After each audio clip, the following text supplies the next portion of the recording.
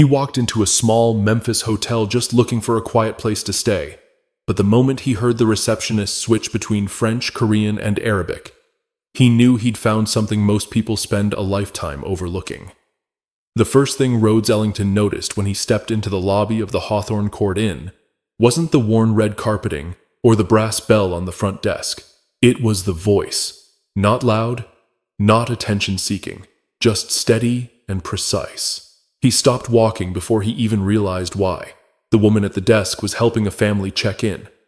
First in French, then in Korean, and finally in Arabic. She wasn't switching to impress anyone. She wasn't stalling or fumbling. She was smooth, effortless, like she'd been doing this every day of her life. Rhodes glanced at the family. They looked tired but grateful. The woman at the desk, tall, dark-skinned, with her braids pulled into a low bun and a name tag that read Z. Aduse, handed them their key cards with a practiced smile. Then she turned to him. "Checking in?" "Yeah," he replied, still caught off guard. "Rhodes Ellington. I have a reservation." She tapped on the screen. "Yes, Mr. Ellington. 1 room, 2 nights. Late checkout confirmed. Credit card on file. Would you like bottled water sent up?" "That would be great, thank you." She handed him a small envelope with his room key. "Elevators just past the seating area. Room 407. He hesitated, then asked, "How many languages do you speak?" She looked up, polite but unreadable. 6 fluently. "I'm learning 2 more." Rhodes blinked. "Seriously?" She gave a short nod. "It helps. We get a lot of international guests during music festivals. And some don't speak English well, so..." He studied her. Not in a creepy way. Just curious. This wasn't what he expected from a budget hotel off Poplar Avenue. "You teach yourself?" "Library books, YouTube, some old cassette tapes when I was younger. Mostly self-study. It stuck." "That's... impressive. Thank you." It was quiet for a moment. Rhodes didn't move. Neither did she. He finally said, "You ever think about using that somewhere else, like, I don't know, diplomacy, government work?" Her expression changed slightly. Not sour, just distant. "I used to," she said, almost under her breath. "But life's got a way of adjusting your path." He nodded slowly. "I get that." She gave a quick smile and turned her attention to the next guest in line, a man juggling a duffel bag and a crying toddler. Rhodes stepped aside but didn't head for the elevator yet. He sat in one of the faded armchairs near the window and just watched. She was good at this. Not just the languages. The whole thing. Managing people, pressure, personalities. She had the kind of presence that couldn't be taught in business school. And still, here she was, working the night shift in a lobby where the AC buzzed louder than the guests. Rhodes pulled out his phone and opened his email, but he didn't really check anything. His mind was somewhere else. He didn't know why it bothered him so much. Maybe because he saw so many people who had everything and did nothing, and here was someone with real skill, real grace, completely invisible to the world she should have been part of. That stuck with him. He got up after 10 minutes and went upstairs. Didn't say anything else. Didn't make a big gesture, just nodded as he passed her. She didn't seem surprised. Just smiled again, quick and professional, like it was just another guest, just another shift, just another Tuesday night in Memphis. But Rhodes wasn't someone who ignored sparks when he saw them. Rhodes couldn't sleep that night. Not really. He lay on top of the sheets in room 407, arms crossed behind his head, staring at the ceiling like it might offer him a reason why that brief interaction downstairs wouldn't leave him alone. He'd met hundreds of smart people. Thousands, maybe. Ivy League graduates, high-performance CEOs, consultants who charged 6 figures to redefine structure. But none of them ever made him pause the way that receptionist did. Her name echoed in his head. Z. Aduse. He made a mental note to ask for her full name in the morning. At 6:45 a.m., he got dressed and went downstairs. The night shift was over.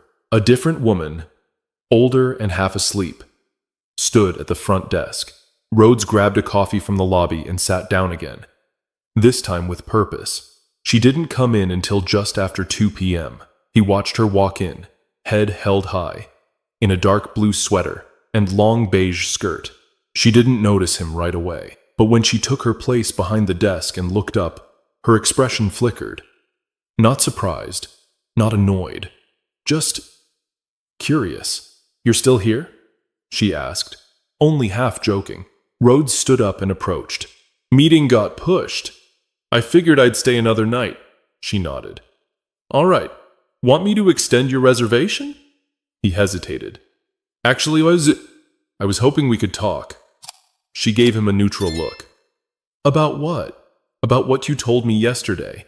Languages, your background, your goals." I couldn't stop thinking about it. She was quiet for a moment, then said, "I get off in 30 minutes.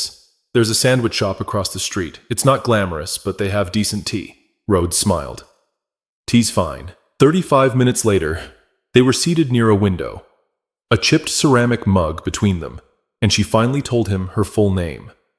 Zelma Adusei. Her voice changed when she wasn't behind a desk. Softer, more relaxed. But there was still something guarded about her. "I wanted to be a translator for the UN, she said, "or a cultural attaché, something international, something that mattered. But my mother got sick when I was 23, and I had to come back from college to take care of her and my niece. And then one thing became another. The bills didn't stop. Time didn't stop. So I took the first job I could get. That was 7 years ago." Rhodes listened closely. He wasn't checking his phone. He wasn't looking past her. He was locked in. "I still study," she continued. "Not because I think anything will change. I just don't want to lose that part of myself." He nodded slowly. "I know what that's like." She raised an eyebrow. "You do?" Rhodes leaned back in his chair. "I started my first company out of frustration. I was 26, fresh out of a job I hated, nothing to lose. But somewhere in the middle of the success, I forgot why I started. I stopped building things and started chasing deals. Got real good at making rich people richer." Zelma looked at him. Really looked. "And that worked for you?" "It did," he said. "Until it didn't." Silence lingered between them, but it wasn't awkward. "You ever think of going back to it?" he asked. "Not the UN, maybe, but something. Anything. Something closer to what you want." She sipped her tea. "I think about it all the time, but I can't just walk away from my responsibilities. It's not just about me." Rhodes nodded again. He respected that. It made sense. But it also made him want to do something. He wouldn't say it out loud, not yet, but he was already thinking. Already connecting dots. Already trying to figure out how he could move pieces behind the curtain without making her feel like a charity case. Because she wasn't. She was brilliant. She was disciplined. She was everything the world claimed to value. And yet it had passed her by without so much as a glance. But what stayed with him wasn't her resume. It was her silence when she spoke about giving up. Before Rhodes became a name whispered in green tech boardrooms and Forbes panels, he was a lanky kid from Tacoma with a knack for taking things apart. Radios, microwaves, the family VCR. If it had wires, he wanted to know how it breathed. His mother used to joke that if he ever disappeared, she'd check behind the washing machine first.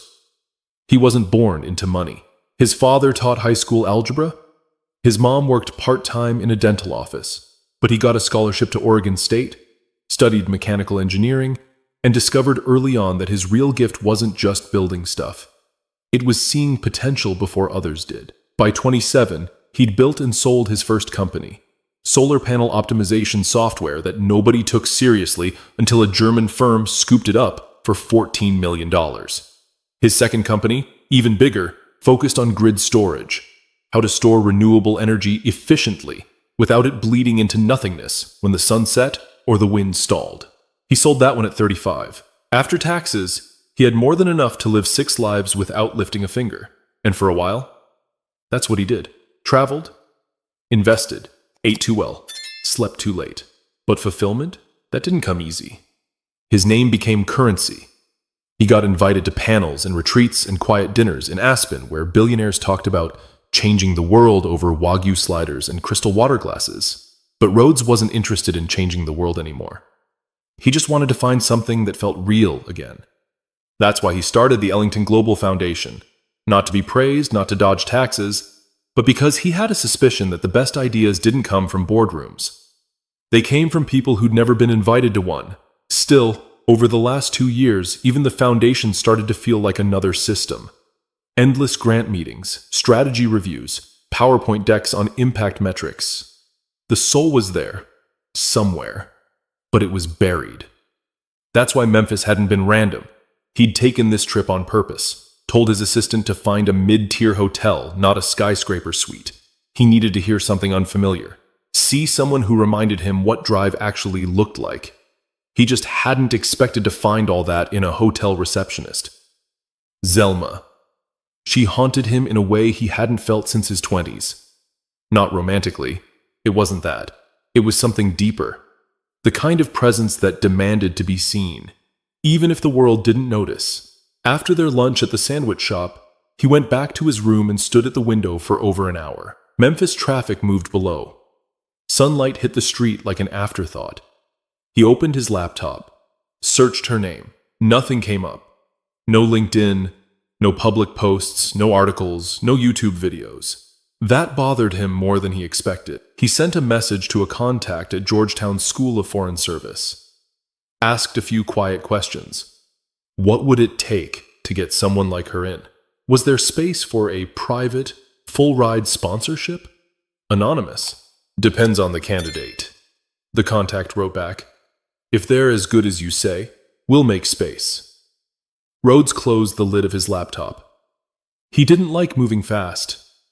He liked precision. But with Zelma, he felt time pushing him, urging him, because people like her didn't stay in one place forever. Sooner or later, the world breaks them down. Or worse, makes them believe they were never special at all. He'd seen it before, and he wasn't about to let it happen again. But for the first time in years, Rhodes couldn't stop thinking about someone else's future. Zelma's mornings began before the sun had much to say. By 5:30 a.m., she was up, pulling on the same pair of black slacks she wore at least 4 times a week, paired with a clean blouse she'd ironed the night before. She always moved quietly. Her sister worked night shifts at the hospital and usually got home just before 6 o'clock. They passed each other in the hallway like ghosts, sharing tired glances and whispered updates about the kids. Zelma packed 2 lunchboxes every morning, one for her and one for her 10-year-old niece, Rena. Peanut butter and jelly sandwiches, carrot sticks, a little container of rice crackers. Nothing fancy, but never late. By 6:30, she was out the door and on the 36 bus headed east. It was a 45-minute ride to the hotel. She didn't mind. That's where she got most of her studying done. That week she was finishing a Korean grammar workbook, scribbling notes in the margins, and listening to a podcast she barely understood without rewinding 10 times. She didn't have a tutor, didn't have time, didn't even have a proper desk at home, but she made it work. She always had. The hotel was predictable. Mondays were slow. Tuesdays picked up. By Friday, they had a rush of out-of-towners, most of them in for barbecues, conventions, or music events. Zelma was the only one who could handle guests from 3 different countries checking in at once. The manager, a man named Felix with a gut shaped like a watermelon, often told her she was too good for this place, but never offered a raise. Hotels don't pay for talent, Z, he'd joke. They pay for warm bodies with working printers. She never laughed, but she didn't complain either. Complaining was for people who had time to expect better. Instead, she smiled when people didn't expect her to. She handled rude customers with restraint that most people would envy. And when the lobby emptied out at night, she cleaned the desk herself, wiped it down with disinfectant wipes, reset the brochures, organized the key drawer, because details mattered. That was something her mother had always said. What you do when no one is watching tells the world who you really are. And Zelma lived by that. But she was tired.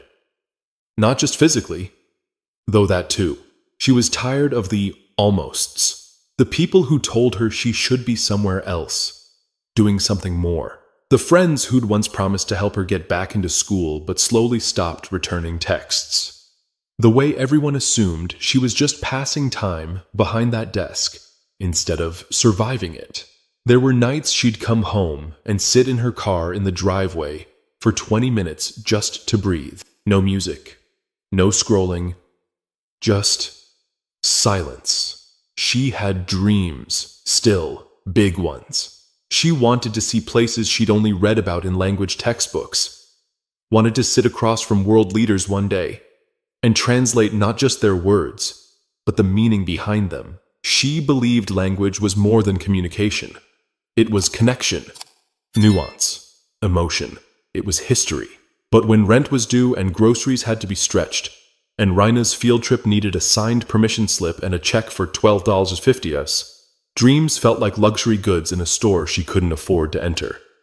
So she smiled, stacked paper, and reset the printer jam, day in, day out. She thought about the man from yesterday, the one who'd asked about her goals, Rhodes. She'd Googled him that morning, or tried to. Only bits and pieces came up. Articles about renewable energy, some tech blog rankings, photos of him in Patagonia vests standing next to governors and foreign dignitaries, but nothing scandalous, nothing flashy. He seemed quiet, but not weak. She didn't understand why someone like him would care about someone like her. Maybe he was just bored. Or maybe he was one of those people who collected projects to make themselves feel better. Still, she couldn't deny that talking to him had stirred something. Something she hadn't let herself feel in a long time. But what choice did she ever have, really? Rhodes wasn't impulsive. That was something anyone who knew him would say without hesitation. He liked numbers, data, outcomes. He didn't throw darts blindfolded. But sitting in his hotel room the morning after his lunch with Zelma, he felt something that didn't fit his usual spreadsheet logic. Urgency. It wasn't loud. It was more like a quiet tap at the back of his mind. A tap that wouldn't stop. He opened his laptop and logged into the secure portal for his foundation. The Ellington Global Fellowship had money sitting in a discretionary pool for emerging global leaders, a vague term that usually led to polished graduate students from places like Berkeley or Oxford. People with perfect resumes, glowing recommendations, and glossy headshots. Zelma didn't have any of that. What she had was drive, and discipline, and something he couldn't define but trusted anyway. He clicked through past reports. Most of the fellows they funded did well, conferences, op-eds, TEDx stages.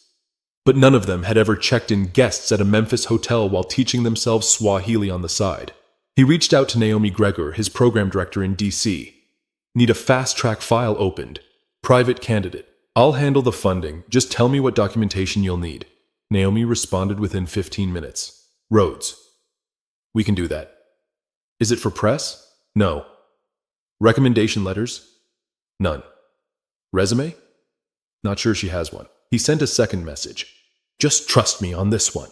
Rhodes didn't want Zelma to know. At least not yet. If she found out too early, she might get overwhelmed or worse, suspicious. People like her didn't always believe in good things landing in their laps. Too many promises broken. Too many next times that never came. He wasn't going to make noise. He was going to build a door quietly. Then leave it open and let her decide if she wanted to walk through it. He called a friend who worked at the embassy in Brussels and asked about internship placements. We're reviewing new applicants next quarter, the friend said. What are you looking for? Someone who's raw but real. Not polished, just brilliant, if you know what I mean. There was a pause. You're serious. Dead serious. They said they'd look into it. Rhodes didn't push. He didn't need promises, just openings. Back at the hotel, he extended his stay another 2 days. He saw Zelma again that evening, but didn't bring it up. She looked tired. She gave him a small nod as she logged into the system and began checking in guests. He watched her. She wasn't just working. She was handling people. A woman with 2 crying kids. A man demanding to change rooms 3 times because the air smelled weird. An elderly couple from Morocco who didn't speak much English and were struggling to ask about nearby halal food. Zelma walked them through it in Arabic, then offered to print a map. No one clapped. No one said, "Wow!" The manager barely noticed, but Rhodes did. And in that moment, it stopped being about helping someone with potential. It became about fixing something that should never have been broken in the first place, because talent like that shouldn't be buried behind a front desk in a city most people fly over. It should be in rooms where decisions are made, shaping how nations speak to one another. That night, he signed the necessary paperwork, created a private scholarship under her name, transferred the funds, booked the legal team to write the agreement in a way that protected her pride. No publicity, no headlines.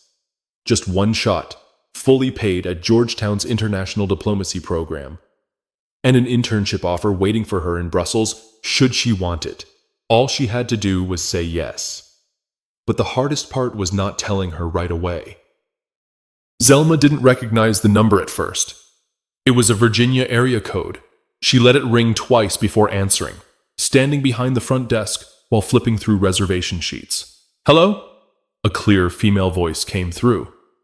"Hi. May I speak to Ms. Zelma Adusei?" "Speaking." "This is Naomi Gregor. I'm calling from the Ellington Global Fellowship in Washington, D.C. I'd like to talk with you about an opportunity that's recently been approved under your name." Zelma straightened. I'm sorry. Who gave you my number?" "A Mr. Rhodes Ellington," Naomi said gently. "You met him recently?" The name landed like a drop in a still lake. Zelma stepped away from the desk and ducked into the small office off to the side, pulling the door closed. "I met him, yes, but we didn't talk about anything like this. He never mentioned—" "What is this exactly?"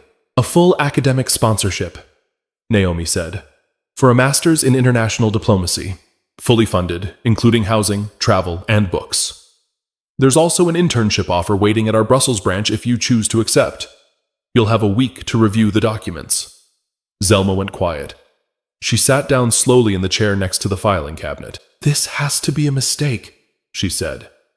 "You've got the wrong person. I didn't apply for anything. You didn't need to," Naomi said.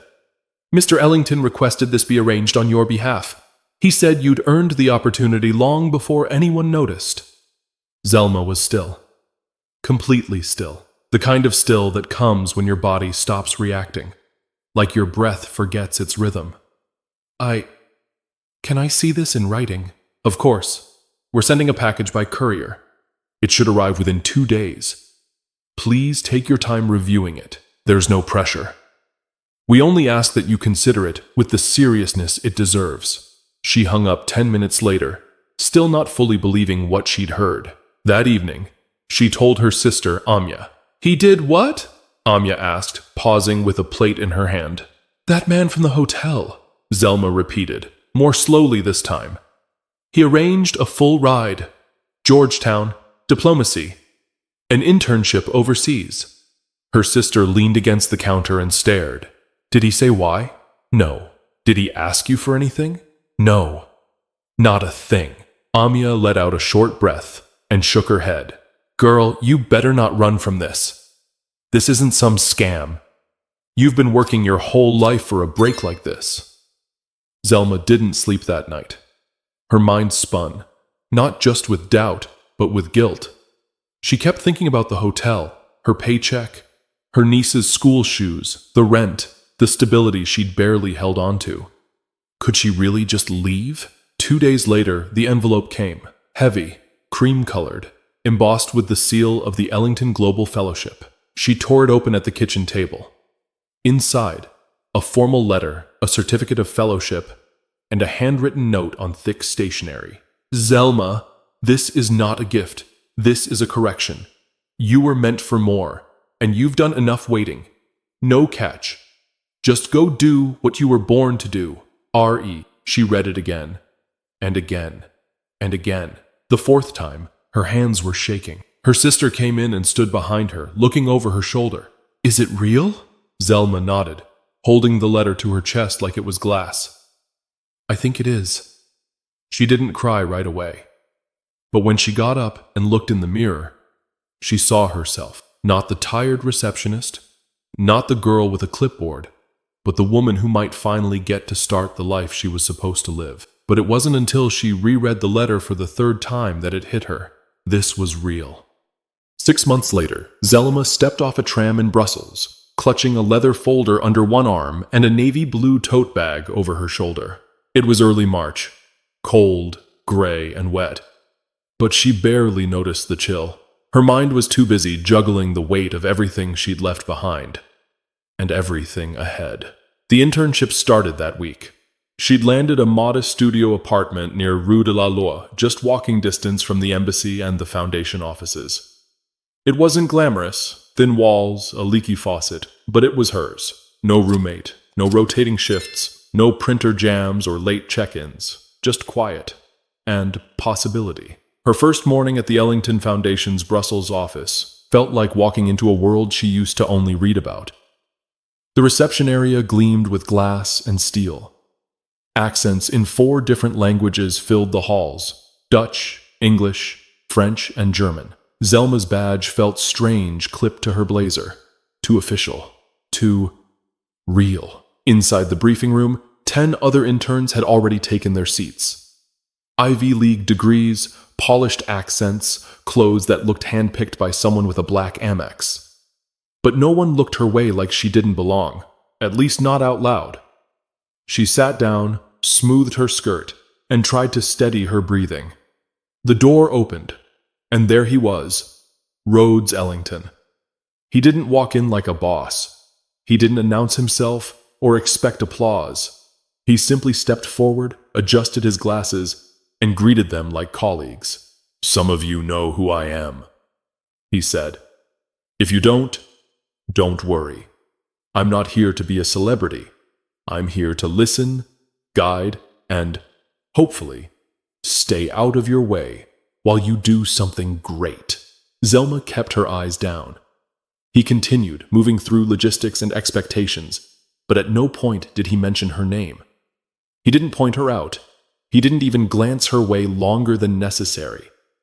She appreciated that more than he could have known. After the session, while the others broke into small groups and hovered around espresso machines, she stayed back, waited, let the room clear out. Then she approached him. "You knew I'd be here," she said. Rhodes looked up and gave the smallest smile. "I hoped you would. I didn't think you'd show up like that." "I don't make it a habit," he said, "but I wanted to be sure you saw it all for yourself. You earned this. I just made the door easier to open." Zelma paused, studying him. "Why me?" He didn't blink. "Because I've seen hundreds of people with power and no purpose. You had purpose before you had power. That matters." She didn't know what to say to that. So she nodded once, not out of politeness, but because she felt it deep down. She didn't owe him her soul. He wasn't asking for that. He had simply made room. And that, to her, meant everything. Weeks went by quickly. She met diplomats, sat in on translation briefings, helped draft responses for cultural outreach programs. And slowly, that fire inside her, the one she'd buried under shift work and rent payments, came roaring back. One afternoon, a fellow intern named Arno leaned over and said, "You don't act like someone who just got here." Zelma smiled without turning. "That's because I haven't just been here. I've been preparing for this for years." And she had. She wasn't learning anymore. She was activating. Everything she'd done in the background. Every language. Every struggle. It wasn't a detour. It was preparation. She emailed her niece back in Memphis every week, sent postcards, told her stories about the embassy and what Belgian waffles actually tasted like. But she didn't talk much about Rhodes. Not because she was keeping a secret, but because the story didn't feel like it was about him anymore. It was hers now, but it wasn't about who gave her the key. It was about what she would do with the door. It was a Saturday when Zelma finally shared the story. She didn't plan to. She didn't even think anyone would care. But she sat at her tiny desk in the studio, the window open just enough to let in the soft chatter of the street below, and started typing. Not a thread, not a manifesto, just a single, honest post on her barely used page. "You never know who's paying attention. I spent years behind a hotel front desk thinking no one saw me. One guest did. He changed the course of my life without asking for thanks, credit, or a photo. If you're working quietly, don't stop. Speak with purpose, even when you think no one's listening. She hesitated before hitting post. Not because it was dramatic. It wasn't. But because it was hers. By the next morning, it had been shared more than 1,000 times. By Tuesday, it was in the tens of thousands. Comments poured in from every direction. This hit me hard. I've been working at a gas station studying for my MCAT at night. Thank you. As someone who grew up thinking success was for other people, this gave me hope. There's power in being seen. Sometimes that's all we need to keep going. Zelma didn't know what to do with the attention. She hadn't named roads. She hadn't named the hotel. She hadn't posted a selfie or a certificate. And yet, people responded not to who gave her the chance, but to the idea that someone did, quietly, without making it about themselves. Even Georgetown shared the post, without knowing who the fellow was. She got emails from strangers, invitations to podcasts, even a message from a nonprofit in Detroit asking if she'd speak to a group of teenage girls learning languages. She politely turned most of them down, not because she was shy, but because she was still in it, still learning, still building something brick by brick. She printed the comments, taped a few of them next to her desk, not out of ego, out of gratitude, because somewhere, someone else was folding linens or stocking shelves or ringing up groceries at a corner store. Brilliant, unseen, and holding on by a thread. She wanted them to see themselves in her, not just after the breakthrough, but before it too. She didn't tell Rhodes about the post until much later. They ran into each other outside the foundation's building, both grabbing coffee from the same street vendor. It was cold. Her breath came out in tiny clouds as she handed the vendor a 5. He looked at her with that same patient, unreadable expression he'd had back in Memphis. "You're viral," he said, sipping from his paper cup. Zelma smirked. "You read it?" "I did." She paused. "Are you mad I mentioned what happened?" He shook his head. "Not at all. You didn't mention me by name. Didn't feel like it was about you." "Exactly." They stood there for a minute, quiet, but comfortable. I didn't do much," Rhodes said after a while. Zelma turned to face him fully. "You didn't need to." He looked at her a little longer this time, and then walked off with a nod. Not the kind that ends a conversation, but one that recognizes it doesn't need to continue. She stood there for a few moments after he left, holding her coffee, feeling the weight of her coat and the lightness in her chest. Not everything had changed. She still missed home, still worried about money, still felt out of place at fancy receptions. But something inside her had shifted. She no longer saw her past as wasted years. They were miles. Miles she'd walked quietly, carrying dreams that were never too big, just delayed. But for every person who finally got a chance, there were thousands still waiting to be heard. There's a difference between luck and being seen. Zelma never called what happened to her luck. She didn't win a contest. She wasn't discovered. No one handed her a future because she smiled the right way. She was seen. At a moment when she wasn't performing, when she wasn't trying to impress, when she thought she was invisible. Someone paid attention. That's what changed her life. And maybe that's the part people overlook when they talk about making it. They think it's about talent or timing. But most of the time, it's about endurance. Quiet endurance. Doing what you love, even when the room is empty. Studying while folding laundry. Learning while raising kids. Practicing in silence until someone finally listens. Rhodes never posted about what he did. He never used her name at a gala or held up her success as proof of his philanthropy. He just saw something most people missed. Then made room, without needing the credit. And Zelma? She never tried to pay it back. She understood instinctively what mattered more. Paying it forward. 3 months into her internship, she began mentoring a young woman from Albania who struggled with English. She didn't correct her publicly or roll her eyes when she stumbled. She pulled her aside, offered help with grammar exercises, practiced pronunciation with her over lunch. Not because anyone asked her to, but because someone had once opened a door for her without asking for anything in return. Zelma didn't walk around Brussels like she had something to prove. She didn't suddenly become polished or slick or political. She stayed herself, thoughtful, exact, warm when it mattered, and firm when it didn't. At a small reception hosted by the foundation one evening, someone asked her what her long-term goal was. "To be useful," she said, without missing a beat. "Not famous, not comfortable, just useful in a room where people are making decisions that affect the lives of others." There were no claps, no dramatic gasps, just a few quiet nods from people who understood what that really meant. And that's the thing. Most of life isn't fireworks, it's subtle. It's made of moments you don't realize are changing you until they already have. A man walks into a hotel and hears someone speak 6 languages. He could have left it at that, but he didn't. A woman teaches herself new words in different tongues for years without anyone noticing. She could have given up, but she didn't. Those choices, small, almost forgettable, became the turning points. And maybe that's what this story is really about.